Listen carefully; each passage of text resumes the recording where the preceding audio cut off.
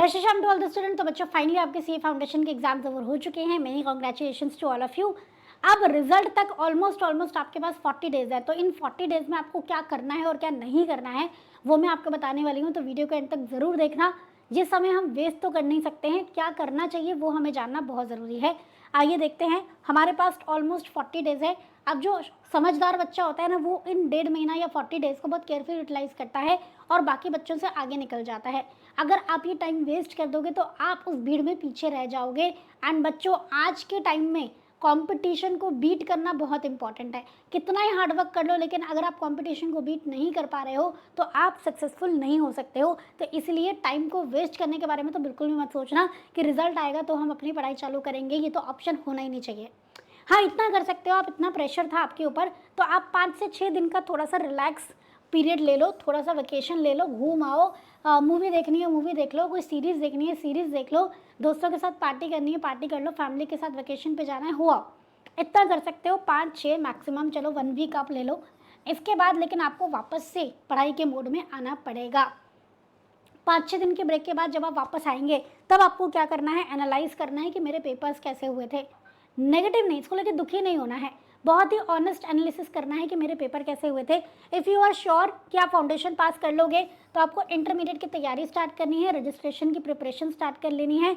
और अगर आपको लगता है कि नहीं भाई नहीं, अच्छे नहीं गए हैं मेरे पेपर, तो भाई देखो बहुत ही ऑनेस्टली आपको फाउंडेशन की तैयारी स्टार्ट कर देनी है, ठीक है। और अगर ऐसा है कि भैया पता नहीं है अच्छे गए हैं कि नहीं गए हैं, तो माय सजेशन इज़ कि आप इंटरमीडिएट की तैयारी स्टार्ट कर दो, ठीक है। आइए अब आपको मैं एक चीज़ और बता देती हूँ, इंटरमीडिएट की प्रिपरेशन तो स्टार्ट करनी है, साथ में इंटरमीडिएट की रजिस्ट्रेशन की भी तैयारी करके रखनी होती है। क्यों, उसका मैं रीज़न आपको बताती हूँ। आप एग्ज़ाम जब फाउंडेशन का पास करते हो तो आपको जल्दी से जल्दी रजिस्ट्रेशन कराना होता है। उसके 8 मंथ्स के बाद जो भी अटैम्प्ट पड़ेगा वो आपको मिल जाएगा। अगर आप रजिस्ट्रेशन लेट कराओगे तो आप अपना एक अटैम्प्ट मिस कर दोगे। आपका रिजल्ट आएगा ऑलमोस्ट मान के चलो जून एंड तक रिजल्ट आएगा। उसके बाद आपको 1 सितंबर तक रजिस्ट्रेशन करा लेना है सीए इंटरमीडिएट में, ताकि आप लोग अपना अटेम्प्ट दे पाओ मई 27 में। 8 मंथ्स पहले, एग्जाम मंथ से 8 मंथ्स पहले आपको रजिस्ट्रेशन कराना होता है। तो भाई 1 सितंबर आपको रजिस्ट्रेशन करा लेना है। और इनफैक्ट मैं तो कहूँगी तब तक का वेट नहीं करना है, जैसे रिजल्ट आए अगले 2-3 दिन में आप रजिस्ट्रेशन करा लो। उसकी तैयारी आपको पहले से करके रखनी होती है। तो ओवरव्यू में आपको दे दूंगी कि रजिस्ट्रेशन प्रोसेस कैसे रहता है। तो रजिस्ट्रेशन प्रोसेस के लिए सबसे पहले आपको आईसीआई के एसएसपी पोर्टल पे जाना है, जैसा फाउंडेशन के लिए कहते हैं। अपने मार्कशीट अपलोड करनी है, फाउंडेशन की पेमेंट करनी है, 18,000 आपके बोथ ग्रुप की फीस है, ठीक है। और आपका रजिस्ट्रेशन कंफर्म हो जाएगा और उसके बाद आप बुक्स ऑर्डर कर पाओगे। जैसा आपने फाउंडेशन में किया था वैसा ही लगभग यहाँ पे रहता है। पर हाँ, यहाँ पे काफ़ी सारी चीज़ें आपके जो एप्लीकेशन फॉर्म है उसमें ऑटो पॉपुलेट होकर आ जाएंगी, क्योंकि फाउंडेशन में आपने इन्फॉर्मेशन इंस्टीट्यूट को प्रोवाइड करा दी थी। इसके बाद आपको क्या करना है, इसके बाद आपको 2 सवालों के जवाब सोच रहे हैं। पहला कि एक ग्रुप देना है या दोनों ग्रुप देने हैं, depending on your situation, depending on your calibre. अब मेरी बात सुनो, आपका रिजल्ट आएगा, मैंने बताया था ऑलमोस्ट जून एंड में, ठीक है। और आपको अटेम्प्ट देना है मई 27 में, उसके पहले तो पड़ेगा ही नहीं। तो इतने टाइम में 2 ग्रुप में 6 पेपर्स होते हैं, एक ग्रुप में 3 पेपर, एक ग्रुप में 3 पेपर। तो क्या मैं 6 पेपर प्रिपेयर कर सकता हूँ? Depending on your situation, depending on your circumstances, depending on your calibre, आप लोग डिसाइड करेंगे। वो आप बेहतर जानते हैं हम लोगों से, ठीक है। तो आपको डिसाइड करना है कि मैं 6 पेपर तैयार कर सकता हूँ, तो आप बोथ ग्रुप जाओ, टाइम थोड़ा सेव हो जाएगा। अगर आपको लगता है नहीं 6 पेपर बहुत ज़्यादा हो जाएंगे एक साथ, मैं सिंगल ग्रुप जाना चाहूँगा, तो आप सिंगल ग्रुप जाओ, ठीक है। थोड़ा टाइम ज़्यादा लग जाएगा सीए बनने में, बट थोड़ा सा कम रिस्क रहेगा, आप थोड़ा सा रिलैक्स रहोगे। तो पहला तो आपको ये सवाल का जवाब सोच के रखना है। दूसरा, सेल्फ स्टडी जाना है कि कोचिंग जाना है। आप मिक्स एंड मैच भी कर सकते हो, कुछ सब्जेक्ट की सेल्फ स्टडी, कुछ सब्जेक्ट की आप कोचिंग ले सकते हो। अब सेल्फ स्टडी के फ़ायदे क्या है? सेल्फ स्टडी का फ़ायदा ये है कि आपको कहीं जाना नहीं पड़ता। बट सेल्फ स्टडी का नुकसान सबसे बड़ा आज के टाइम में ये है कि सोशल मीडिया अवेलेबल है। मैंने देखा है बच्चे 100 टीचरों की बुक्स इकट्ठी कर लेते हैं, पढ़ पाओगे क्या? प्रैक्टिकली नहीं। कोचिंग लेने से क्या होता है, थोड़ा सा स्ट्रक्चर्ड वे में आप पढ़ाई करते हो, आपका एक प्रॉपर स्केड्यूल बनता है, आपको नोट्स मिल जाते हैं प्रॉपर, आपको मटेरियल नहीं ढूंढना पड़ता है, आप टीचर से डाउट पूछ सकते हो। तो ये थोड़े से बेनिफिट है कोचिंग के, ठीक है। तो आप डिसाइड कर लो कि आपको सेल्फ स्टडी पे जाना है कि कोचिंग पे जाना है। इनफैक्ट तो दोनों चीज़ों के लिए है। अगर आपको लगता है कि सीए फाउंडेशन मेरा पास नहीं हो पाएगा, आगे मुझे पढ़ना है, तो भी आपको डिसाइड करना पड़ेगा कि सेल्फ स्टडी पे जाना है कि कोचिंग पे जाना है।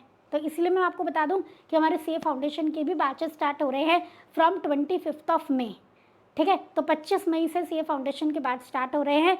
इन केस आपको लगता है कि आपके एग्जाम्स अभी अच्छे नहीं गए हैं तो आप इस बैच में एनरोल करा सकते हो फॉर सितंबर अटेम्प्ट, ठीक है।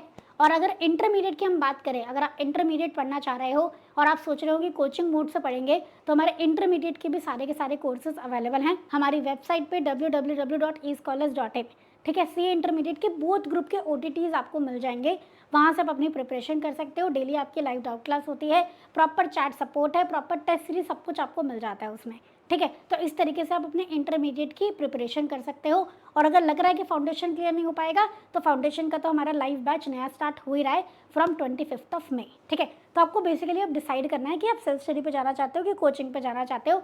दोनों के प्रोज एंड कॉन्स मैंने आपको बता दिए। हाँ, रिजल्ट आपके फेवर में नहीं भी आता है तो ये एंड नहीं है, it is a professional course.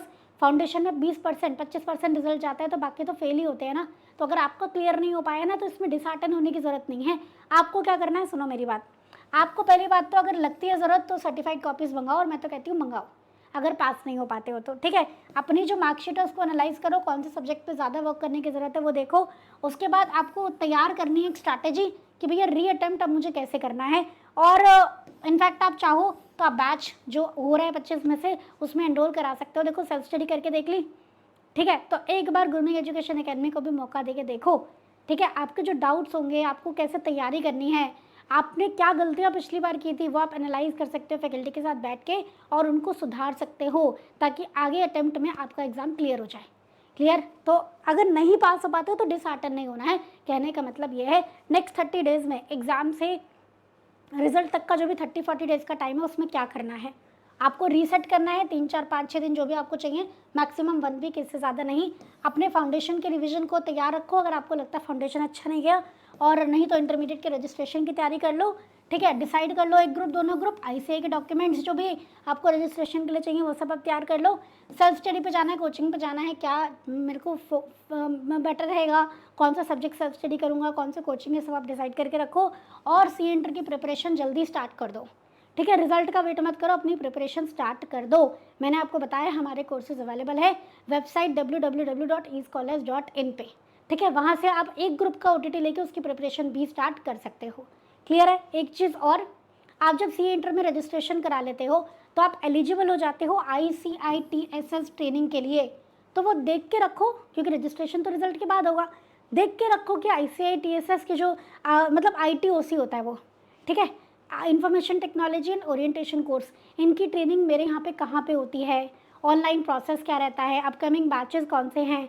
तो जैसे ही आप रजिस्ट्रेशन कराओगे इंटर में, फिर ITOC का भी रजिस्ट्रेशन कराने के लिए एलिजिबल हो जाओगे, ठीक है। ITOC आपको इंटरमीडिएट के रजिस्ट्रेशन के बाद शुरू करके कभी भी मतलब अपनी आर्टिकलशिप से पहले इनको कंप्लीट करना होता है, ठीक है। तो इसके बारे में भी आप थोड़ा सा रिसर्च करके रख सकते हो ताकि बाद में कोई भी आपको दिक्कत ना हो। तो बस इस तरीके से अपने डेज़ को आपको यूटिलाइज़ करना है। बहुत कुछ है करने के लिए, तो टाइम तो वेस्ट बिल्कुल भी नहीं करेंगे। कि आपको कोई भी दिक्कत आती है तो आप सपोर्ट टीम से कनेक्ट कर सकते हो बच्चों। आपको डिस्क्रिप्शन में सपोर्ट टीम का लिंक मिल जाएगा। आई एम श्योर आपको ये वीडियो यूज़फुल लगा होगा, आपको थोड़ा क्लैरिटी मिला होगा कि आपको जो रिजल्ट तक का टाइम है उसमें क्या करना चाहिए और क्या नहीं करना चाहिए। तो मिलते हैं नेक्स्ट वीडियो में। Thank you so much everyone. जय श्री राम।